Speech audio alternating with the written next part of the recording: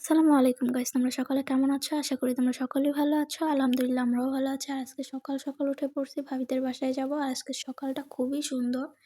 ভাবিদের বাসায় আমি, আম্মু, ভাবি, তারপর আমার ছোট্ট ভাস্তা যাবে। সবাই মিলে আমরা খুব মজা করতে করতে যাবো। তো আমি ফ্রেশ হয়ে চলে আসলাম। আর এখন ওই ছটফট করে রেডি হয়ে যাব, কারণ খুব দেরি হয়ে গেছে, প্রায় 8টা বেজেই গেছে। যাইতে যাইতে আরও দেরি হয়ে যাবে। তো আমি তো পুরোই কমপ্লিট। এখন ভাবি রেডি হচ্ছে, ভাবি রেডি হলে আমরা বের হয়ে যাব। আমি রেডি হওয়ার পর আমি ১০০ বারের মতো মনে হয় আয়না দেখবো, এটা ঠিক করবো, ওইটা ঠিক করবো। আয়না দেখা আমার শেষই হয় না। আমি প্রচুর আয়না দেখতে পছন্দ করি। আমার ঘর পুরাটা যদি আয়না ভরে থাকতো তাও মনে হয় খুশি হতাম। তো টাটা দিয়ে বের হয়ে গেছি এখন। আর আমার ভাস্তা তো খুব খুশি যে সে তার নানি বাড়ি যাবে। প্রচণ্ড খুশি। কালকে রাতের থেকে লাফাইতেছে যে কখন যাবে, কখন যাবে। আর সবাই আমাকে রেখেই চলে যাচ্ছে, যেই যার মতো আগে আগে চলে যাচ্ছে।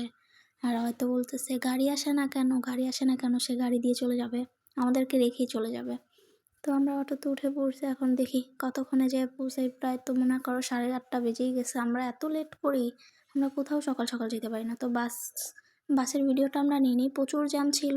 আর আমি বাসে উঠলেই অসুস্থ হয়ে যাই, আমি বাস জার্নি করতেই পারি না। তো দেখতে দেখতে বাড়িতে চলে আসলাম। আর বিরিয়ানিটা খেতে এত মজা ছিল। তো মার হাতে এক কথায় জাদু আছে। তো খাওয়া দাওয়া শেষ করে আমি রেডি হয়ে গেলাম।